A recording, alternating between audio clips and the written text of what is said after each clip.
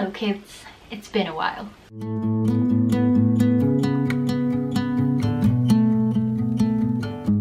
Clever me decided to break my laptop and it had to go into the insurance to be fixed, and you know, I ain't trying to edit on an iPhone or an iPad because I just ain't technical like that. So I've been gone, I'm sorry. The last Bumpdate I did was, give me a sec, I'm actually going to check because I think it was a while ago. I am currently 25 weeks pregnant, so this is going to... 25 weeks pregnant? Shit. I'm 30 weeks pregnant now. I'm so good at this YouTube thing. Oh, my pillows are doing my head in. So we're back. We're better than ever. What is going on here? I don't know. There have been a few things that are happening lately. I've been in and out of the hospital because, you know, they love me there, clearly. I've been in with like multiple urine infections. It turned out that they weren't urine infections, but they thought the pain was a urine infection, but it wasn't a urine infection. I don't know either. But last week when I was 29 weeks, I was in for like 3 nights. No, I was in for 3 days, 2 nights. If you go watch my vlog, Twin Gets Braces, you'll see at the end of the vlog me going into hospital. I had like really bad Braxton Hicks contractions, and I knew that they weren't contractions because I've been through labour and I know like the contraction pain. This wasn't it, but it was painful. Then when I got home, I wasn't going to do anything about it. I just thought I'll go into the bath, see if that settles them. But I'd had like decreased movements for like 3 days at that point, and I'd seen my midwife the day before and she said, girl, go into the hospital if you get decreased movements. Which I hadn't been doing because actually the last time I was on the ward, I overheard one of the nurses saying about another girl that was in, saying like, oh, she comes in all the time and then she comes in on the monitor and the baby's fine. But then they tell you to go in every time you have decreased movements, so you can't win. So that made me feel a bit uncomfortable, to be honest. But I went for a bath and they didn't settle. I then got a banging headache, so much so that I had to take my Orum off. I am on Orum off, but I don't take it like daily or anything, probably maybe like once a week. The pain has to be real bad for me to take it, and I had to take it, so that's how much pain I was in. I stayed in the bath for like an hour and a half and they just weren't going. My headache was getting worse, I started to feel dizzy, I felt like I was just going to pass out any second. And because I'd taken the Orum off, I couldn't drive, but they said to me to go in and pack a bag, but I couldn't drive. So Baz's parents took me in. I don't know if it was because I'd like done too much, because I had a wedding that day that I just did, there was like a TV show on called Pineal. It's like Don't Tell the Bride, but it's a Welsh version and it's got a budget of £5,000. So I sang for them, but I did that wedding. It was so much fun, it was so lovely, but I think I might have overdone it a bit just because I'm not only just pregnant, but I had a bad pregnancy last time where I was, not a bad pregnancy, I love being pregnant. Like, most women hate being pregnant, but I love it, like a lot.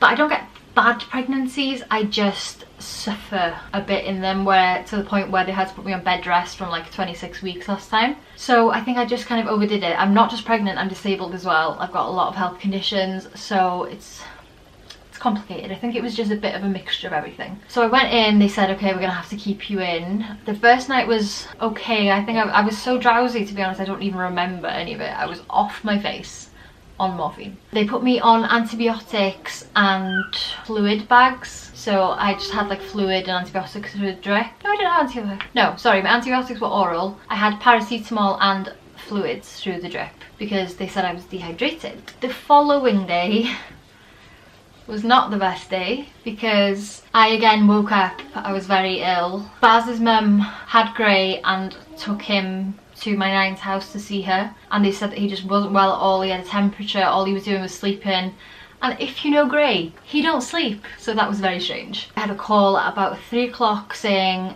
that they had to bring Gray to the hospital and they were downstairs in A&E, but not to panic. Of course I panicked, I freaked out, I cried, and I literally got in my wheelchair and wheeled down there. I obviously told them I was leaving, and they were really understanding, bless them. They just said like, come back up when it's time for your meds, and then we'll do it for you and then you can go back down. So I went down to A&E. They were concerned about a rash that he had on his back, so he was then transferred onto the children's ward. The minute he saw me, he was much better in himself. They said that he hadn't been playing, they hadn't been like responding much, just lying there.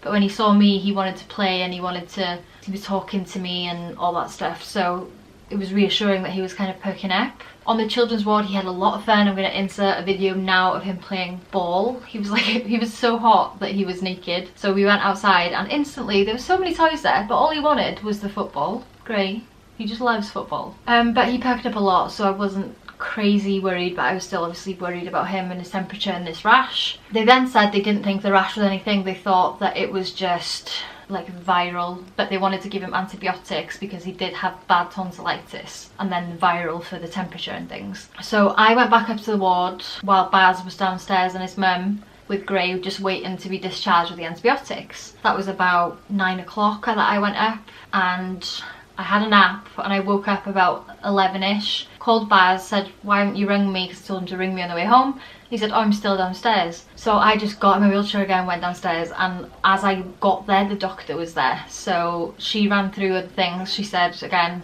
he's got really bad tonsillitis, so he's going to be on antibiotics for that and he can go home.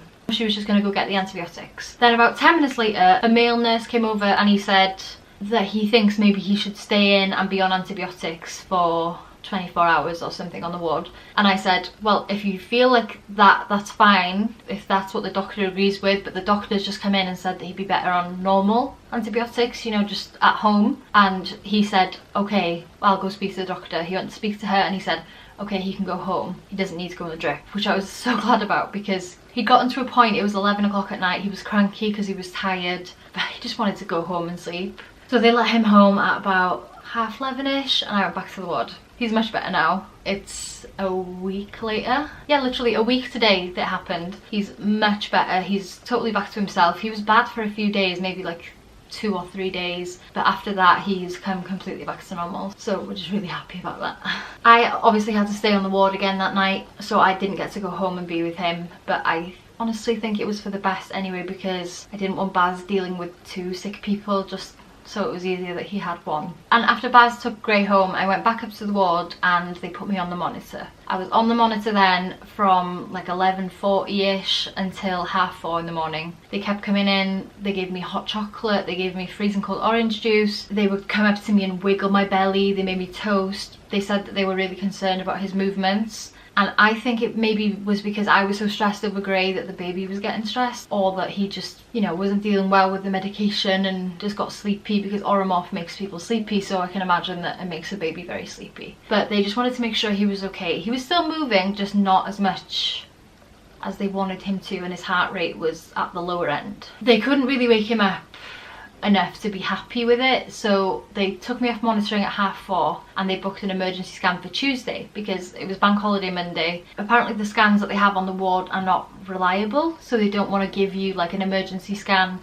on the ward because they could miss something. So this was the Saturday night, early hours of Sunday. Sunday obviously they're not open. Monday was a bank holiday, so Tuesday was the first day. So I had my scan on Tuesday. Everything's fine apart from he's a little bit small. And actually I was looking at my measurements. Me and Baz try and measure every week. I've had this baby book since I was pregnant with Gray, so I can compare my weeks size wise to Gray, because I was the same size weight wise with Gray.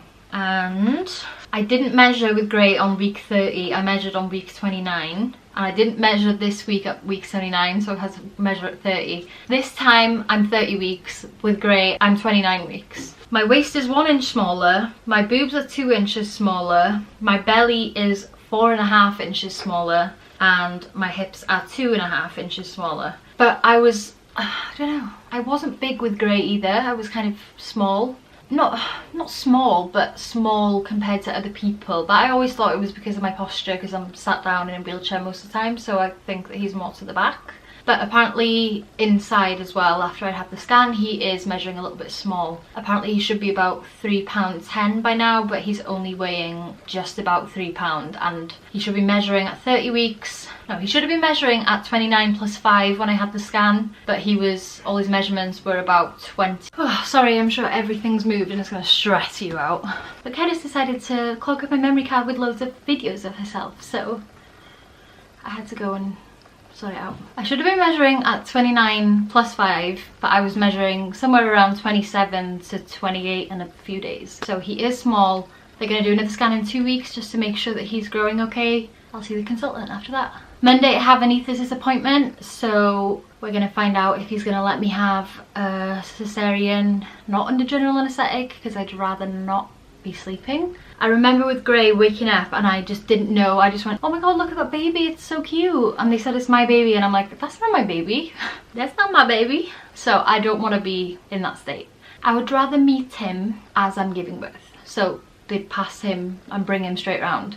I want to have that experience. I don't know if this is going to be my last child. I might have one more, but if I do, I won't be for like 4 years or something like that. But this could be my last. So I'm enjoying everything. I'm enjoying the pregnancy and everything, even though I'm having problems. I'm just making the most of feeling a baby kick inside you and stuff. Like, it's just a crazy feeling. So I don't want to take anything for granted. I don't want to have general anaesthetic. I just want a fairly normal, non-complicated cesarean. So I'd rather them just cut me open and me be awake but not feel anything. They don't want to do that because obviously the lumbar puncture put me in the wheelchair. Spinal epidural, whatever it's called, is technically the same thing, but it's not as big and it's not in the same place, so I don't know why they've got a problem, but it's up to the anaesthetist and my neurologist, so we'll see. Cross fingers for me, guys. I'll let you know on Monday. I'll probably vlog it, so it'll be up. But yeah, everything's going really good. My pregnancy cravings this time.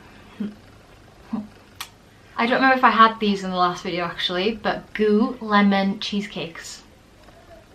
Have you tried them? If you haven't, you're missing out. I have my fridge completely stocked full of them and I'm proud of it.